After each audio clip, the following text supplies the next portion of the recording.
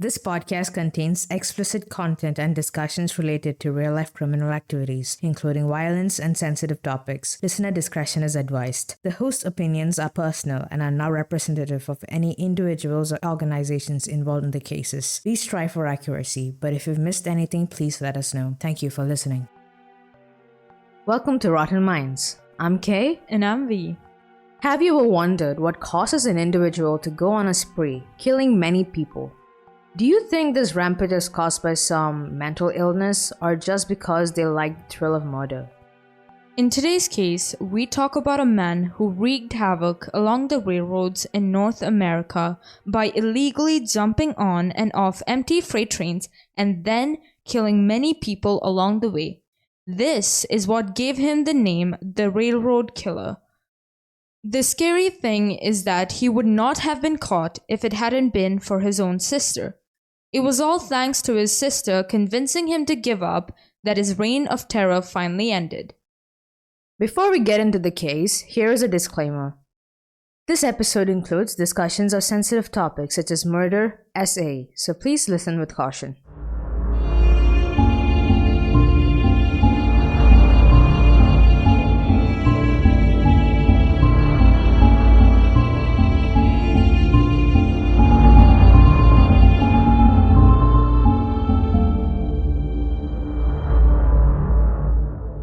It was August the 29th, 1997, when Holly Dunn and her boyfriend Christopher Mayo were walking along the rails in Lexington, Kentucky.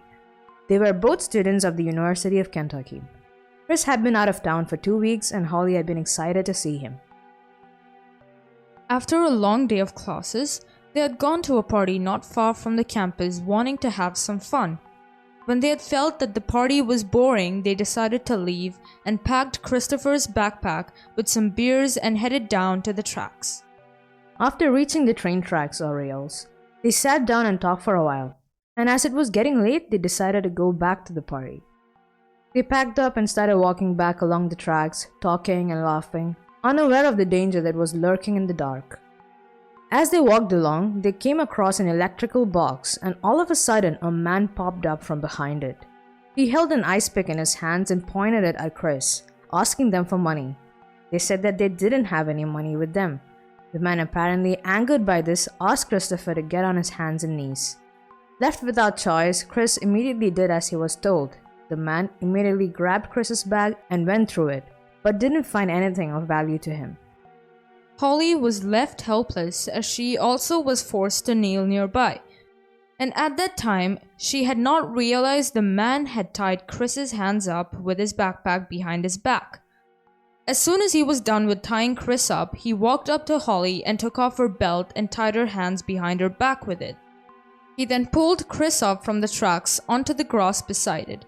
Holly remembers panicking, and at that point, she knew they were going to die.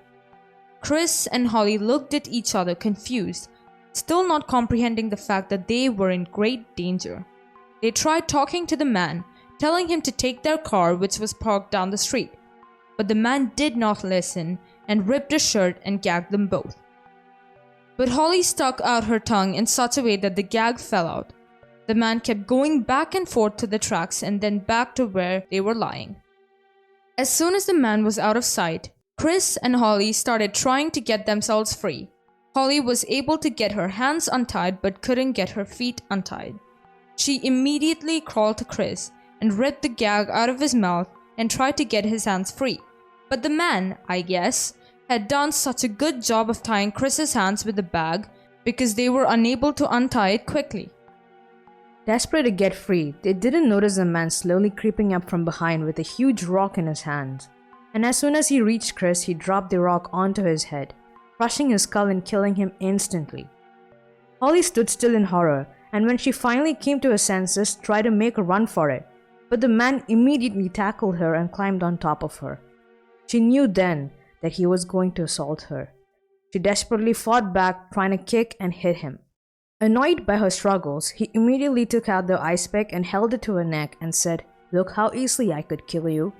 He then proceeded to stab her in the neck, and this put an end to her struggles. Holly tried to rip off her fingernails and dig into the dirt to leave the evidence of her being there. Overcome with fear, She desperately tried to reason with him, telling she had a family who were waiting for her and that he had to let her go. But the man ignored her and then proceeded to sexually assault her. Once he was done with her, he grabbed a wooden board lying nearby and started to beat her with it. She immediately brought her hands up in a defensive pose, but the man continued to hit her and she was hit in the face 5 or 6 times before he turned her around and hit her on the back of her head multiple times, thus knocking her unconscious. Thinking that he had killed her, he walked away. When Holly came to and realized the man was gone, she slowly staggered to her feet and stumbled across the tracks, desperate to get help. After walking for around 200 yards, she saw a house with the lights on. She immediately walked over and saw a man running out of the house coming towards her. At 2 in the morning, Chad Goetz, a university senior, was sitting and studying, and suddenly out of the corner of his eye, he saw a girl covered in blood from head to toe standing in the front yard. He immediately ran out and brought her inside his house, where she collapsed on the couch. He called the authorities and tried talking to her, trying to keep her awake until the paramedics arrived. It was at 3 in the morning when Detective Craig Sorrell from the Lexington Police Department got the call about 2 students who had been attacked along the railroad tracks. As soon as he got the call, he knew it was going to be a serious case. He and another detective were sent over to the University of Kentucky hospital. When Heather reached the hospital, she found her sister lying on a bed, her face disoriented. She had a broken eye socket and a broken jaw. There were so many cuts and bruises across her face. They had to staple the cuts on her head. Heather remembered the feeling of overwhelming gratitude and love that her sister was alive. When Holly finally woke up, she noticed that none of them were talking about Chris, and she knew that Chris had not made it. She didn't get the chance to even attend his funeral and had not been able to say goodbye for the last time. Holly described Chris as a friendly, laid-back, and down-to-earth person who loved the outdoors, always so carefree. It's so unfair that Chris's life had come to such a horrible end. But what Holly didn't know at that time was that she would be the lone survivor of the infamous railroad killer. When the detectives finally reached the hospital, they found Holly sitting up in bed, and despite her state, she was willing to try and communicate about what had happened to her. Holly described the guy as a Hispanic male, probably 5 feet and 8 inches in height. He had wavy black hair and was wearing glasses, and though he wasn't very muscular, he was somewhat wiry. She also remembered the guy had a Hispanic accent.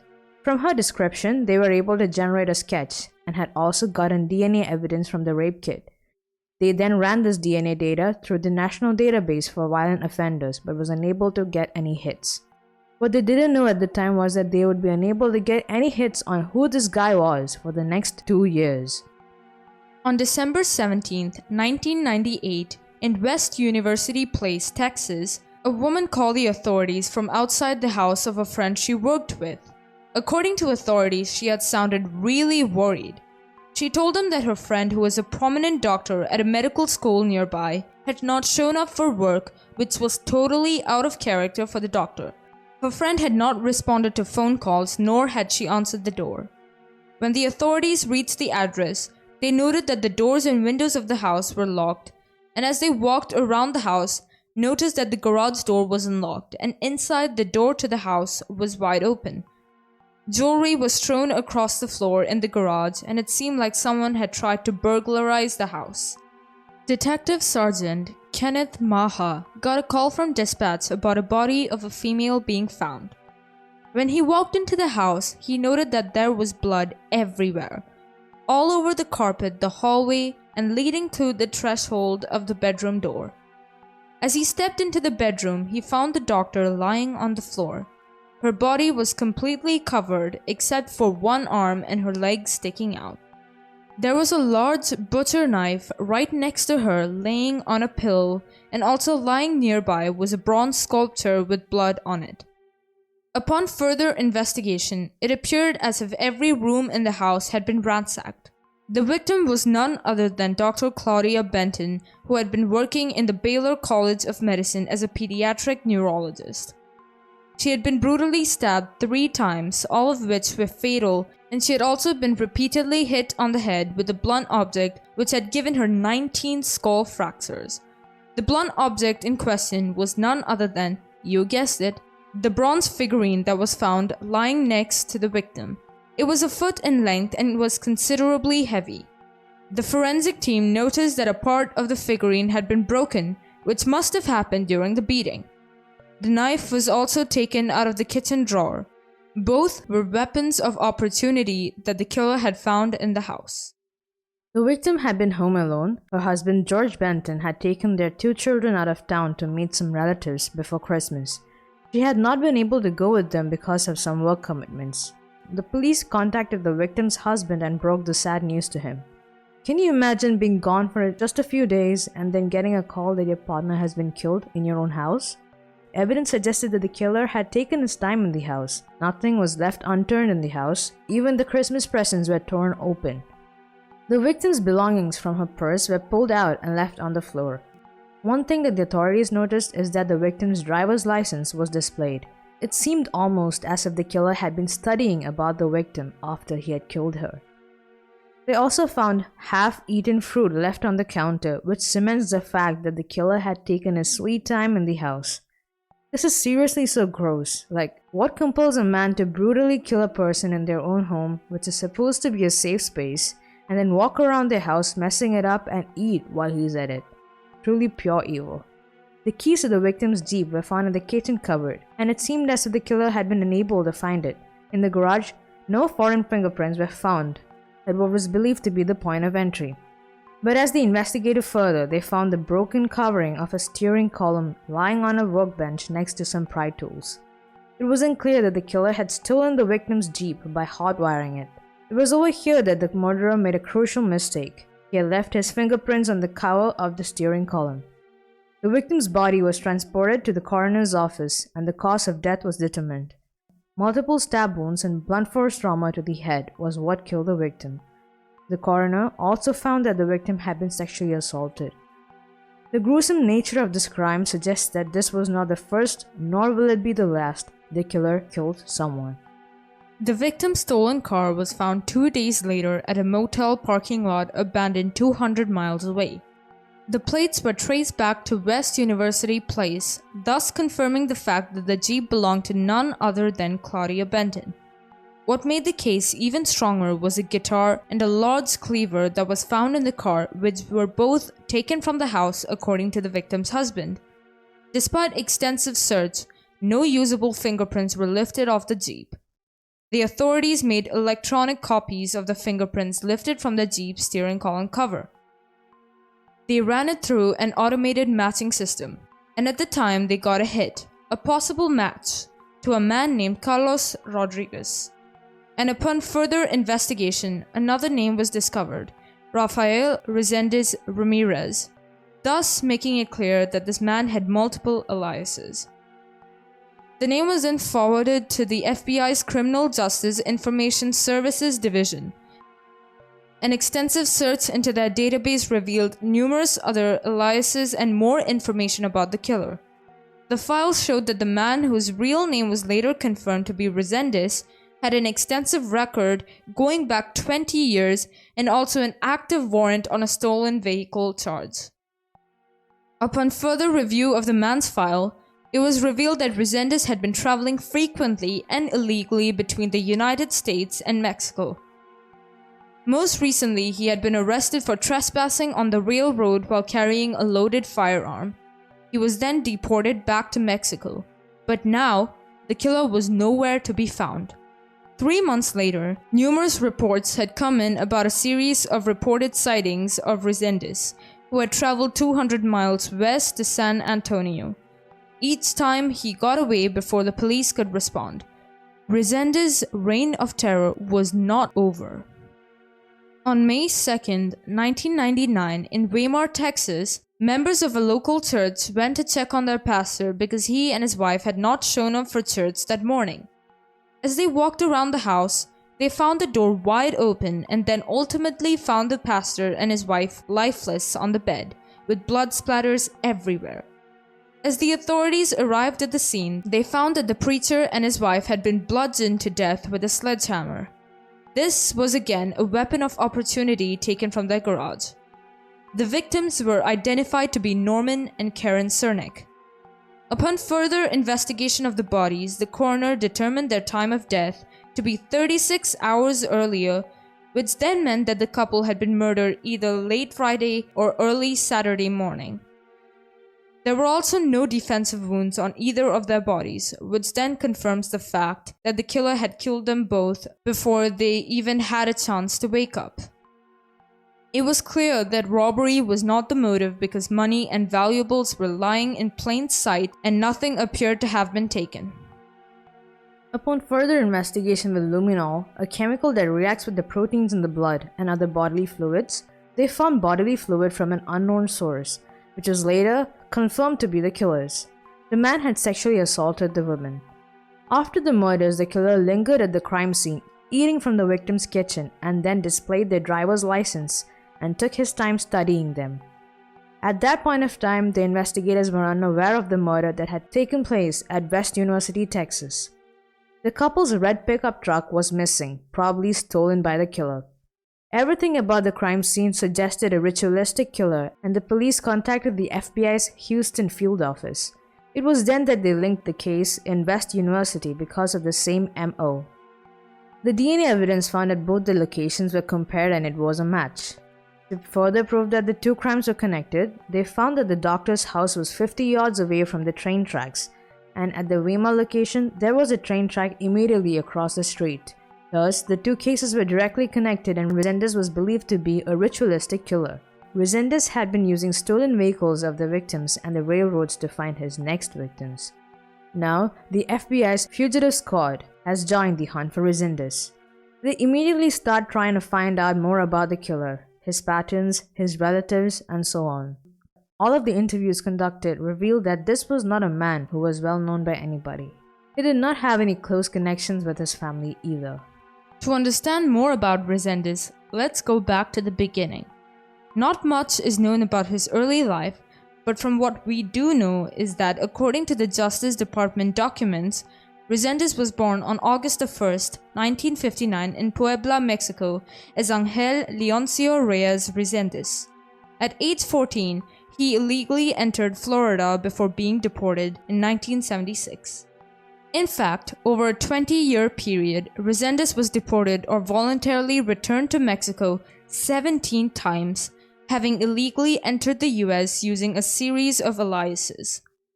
Convicted on at least 9 occasions for serious felonies, including burglary, Resendez would be deported after he served his sentence, then head right back to the US to resume his criminal activities under a different name. Drifting back and forth across the border, Resendez illegally hopped freight trains while working seasonal migrant farm jobs, riding rail cars to Florida for the orange picking season, or up to Kentucky to harvest tobacco. In 1986, Resendez killed his first victim, an unidentified homeless woman in Texas, according to the Houston Chronicle. But it wasn't until Resendez killed 2 teenage runaways in 1997 near railroad tracks in central Florida that the investigators linked those slayings to his previous crimes and realized that they had a serial killer on their hands. According to forensic psychologist Dr. Ramon Raval, who conducted an exclusive interview with the killer, said that Resendez had little or no contact with his biological father. In fact, the people who he had called his parents were actually his aunt and uncle. He felt rejected by everyone, and his childhood had given him a sense that there was no one to depend on.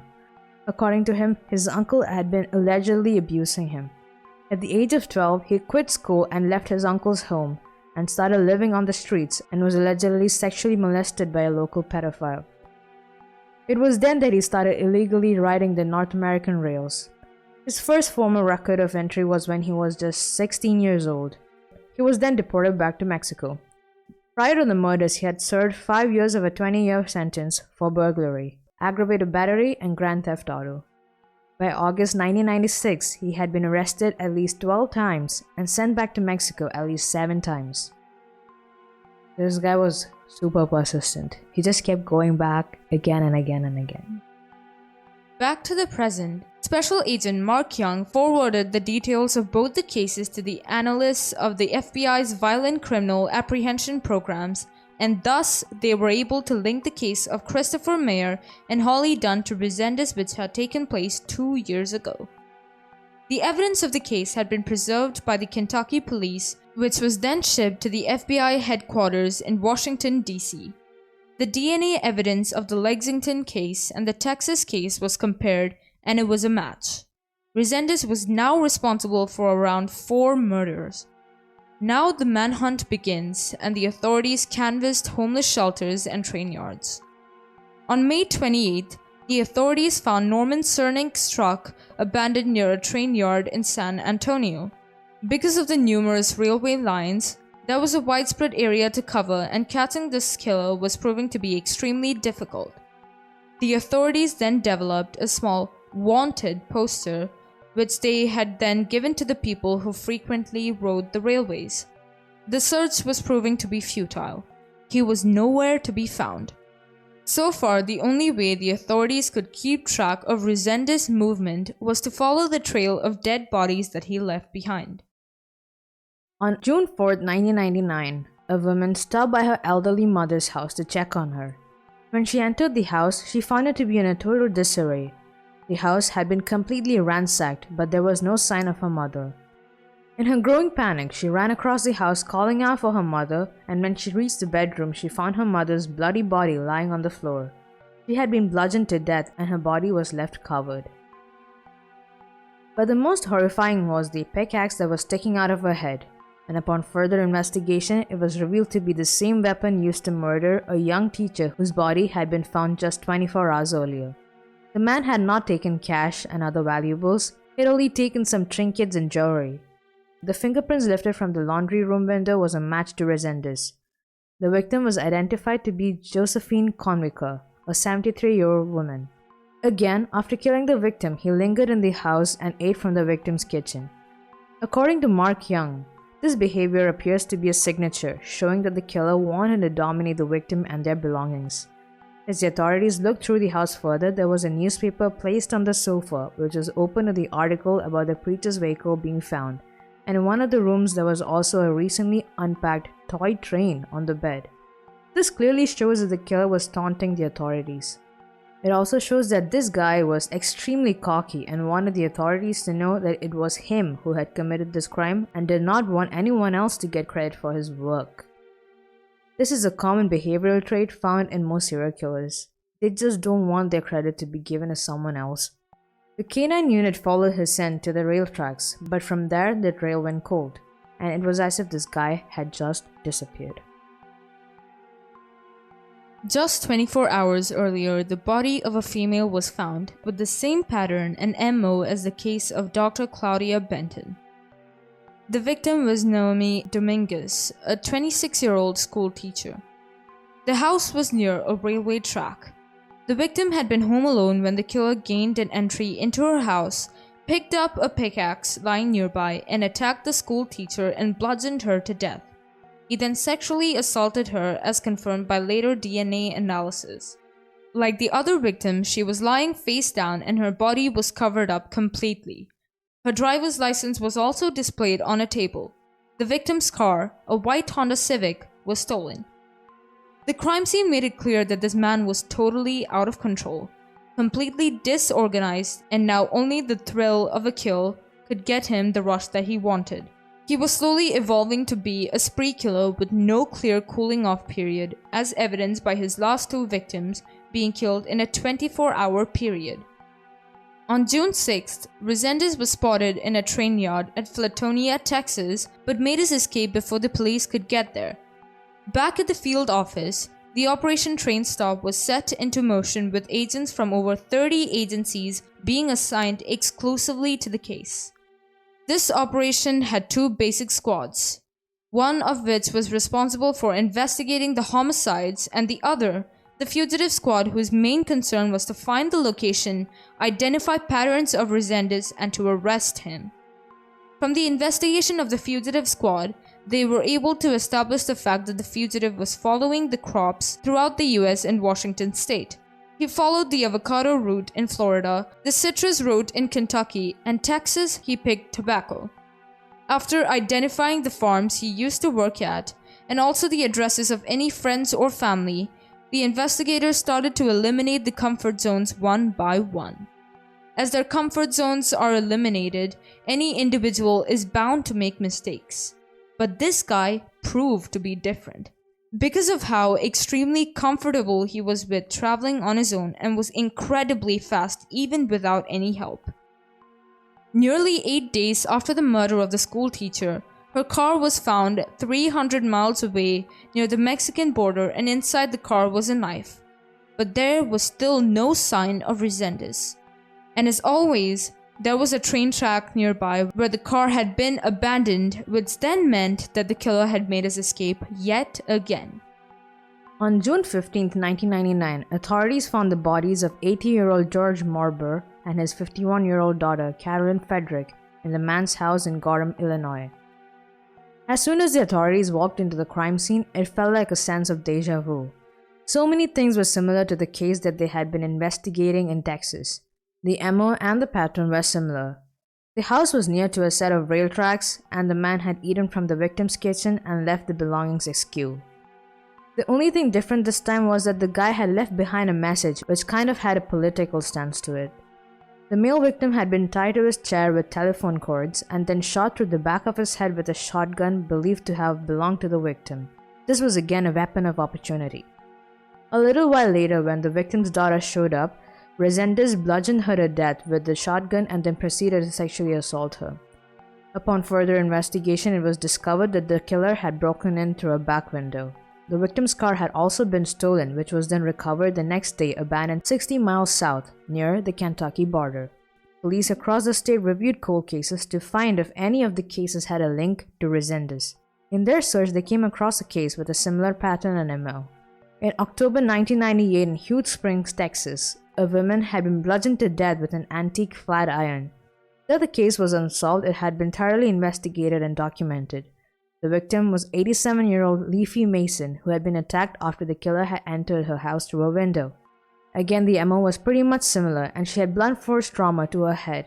And although there were no signs of sexual assault, it was evident from the way her body was covered that Resendez was responsible for this one too. Her identification card was also placed on a table in such a way as if the killer had been studying it. Things were getting out of control, and the FBI now placed Resendez on their 10 most wanted fugitive list. The news of the railroad killer had swept the country like wildfire. Everyone lived in fear, especially the people who lived near rail tracks. No one was really safe as long as this man was out on the streets continuing his reign of terror. But no matter where they searched, Resendez never showed, and it was almost as if he had just disappeared yet again. The death count of the railroad killer was now up to 8. It was now very evident that they were dealing with a man who was deceptively smart and incredibly dangerous. He was able to move across the country and slip across the border whenever he wanted to. The authorities described this man to have a good IQ and had a good knowledge on how to evade law enforcement. The reward for the fugitive's capture had now gone up to $125,000. Multiple tips had come in from which 1,100 leads were generated, but all of them led to a dead end. Resendez had a sister who lived in Albuquerque, New Mexico.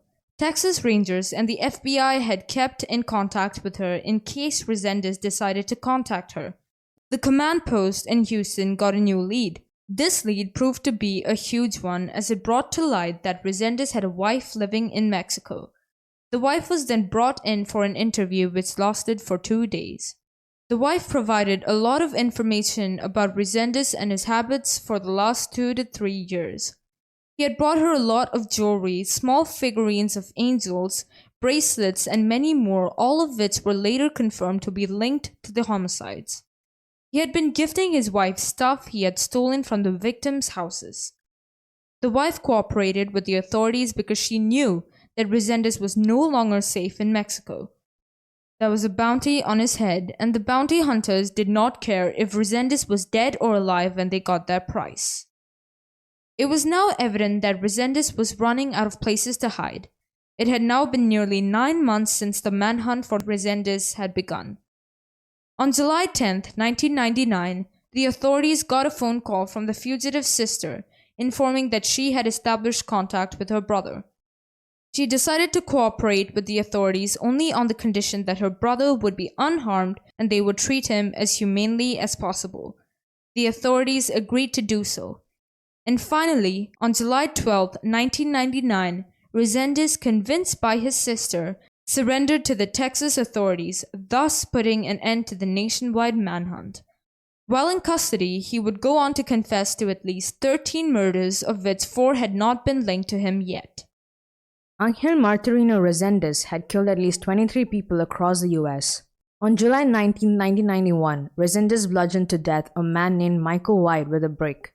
Resendez confessed to his murder in 2001 and claimed he killed the man because he was homosexual.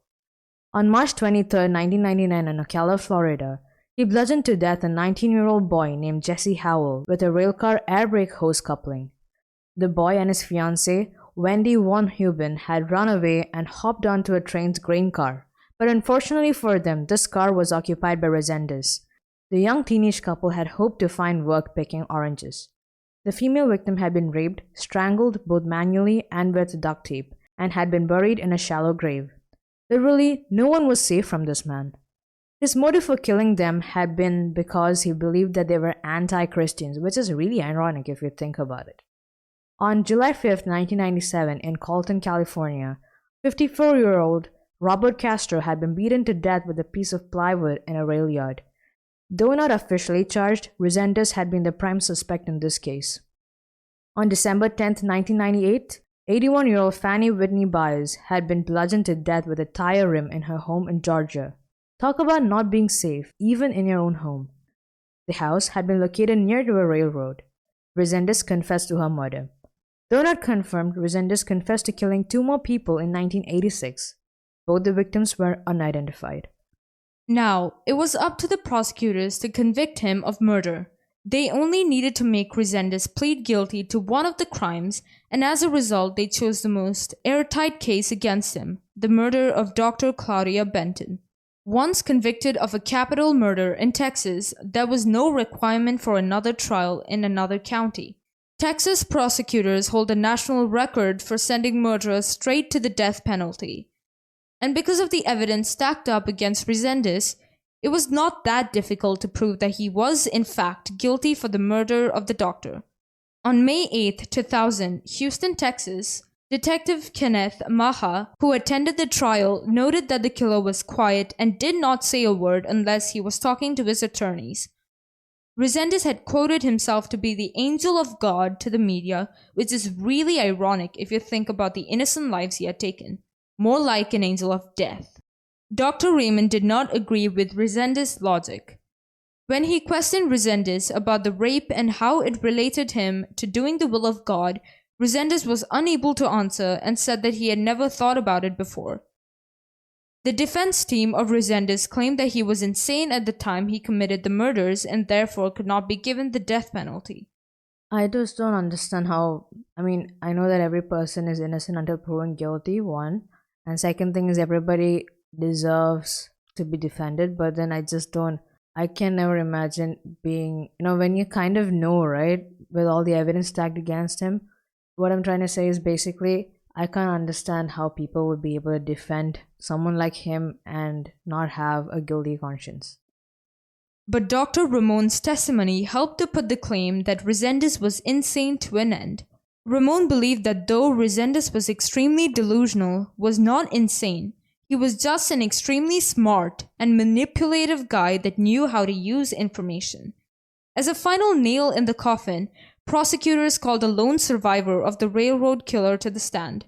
The testimony given by her helped to further the decision of the jury. On May 18, 2000, Angel Martirino Resendez was found guilty of capital murder of Dr. Claudia Benton and just 4 days later was sentenced to death. He was on death row for 6 years before his stay of execution came to an end. On June 27, 2006, in Huntsville, Texas, Special Agent Bobby Eckert attended the execution of the railroad killer. Resendez was brought in and he jumped onto the table and was given a chance to make a final statement. In his final statement, he apologized to his victims and their families and claimed that the devil made him do it. He told that he deserved what he was getting because he had let the devil take control of his life and made him commit the crimes. Finally, the drugs were administered, and at the end, he asked forgiveness from God in Spanish, and his eyes slid shut. He died peacefully. Which is totally unfair because he was gone, but the loved ones of the victims were still left here, forced to suffer the consequences of his crimes. Not to mention the gruesome end to the precious lives of his victims that he took away so cruelly. Claudia's husband had also attended the execution, and he described Resendez as evil contained in human form. He called him a creature without a conscience, a soul, or a sense of remorse. He had no regard for the sanctity of life. Dr. Ramon Lawal had conducted an interview with Resendez, and in that interview, Resendez claimed that he had started killing from 1986, and he also admitted to being the one who perpetrated all the crimes. He was not willing to give anyone else credit. Dr. Ramon described Resendez as extremely narcissistic and self-absorbed. The manner of his communication about the crimes he had committed was very calm, and he emotionally collected when he recalled them. He had not displayed any extreme emotion and had not expressed any regret or remorse for what he had done. His motive behind all of his crimes will forever remain a mystery, but the number of people he killed gives us a chance to speculate that he had enjoyed the thrill of murder, and that's precisely why he had taken so many innocent lives. Special Agent Bobby Eckert described him as the most evil person she had ever investigated. Truly, he was one of the world's most evil killers. The real reason as to why he surrendered also will never be known. I mean, he had the chance to evade the police again by jumping onto trains and could have also continued killing, but he gave up. Was it because he was tired of running? Or was it because he was worried about his family who would not be safe at the hands of the bounty hunters? So, do you think it would have been more fairer to let him serve out his life in prison, or this is kind of like a gray area? Some people agree with the death penalty, some people say it's inhumane. Even to sentence criminals with the death penalty. I personally think that the death penalty is essential in some cases, and I just want to say that this is just my opinion. People who commit these sort of heinous crimes deserve the death penalty for the severity of the actions they committed. But in this case, do you think Resendez should have should have just served out his years in prison? Would that have been more justice, or do you think he should have still been sentenced to death? I feel like he should have served out his sentence in this case because it would appear more fair and would feel more like justice for the victims' families. But then the victims' families can also differ. There's so many people involved in this case, like so many victims, right? Yeah. So all of them can have different opinions as well. So yeah. What do you guys think? Leave your thoughts in the comments and stay safe out there. We'll see you in the next episode. I'm Kay. And I'm V. And this was Rotten Minds.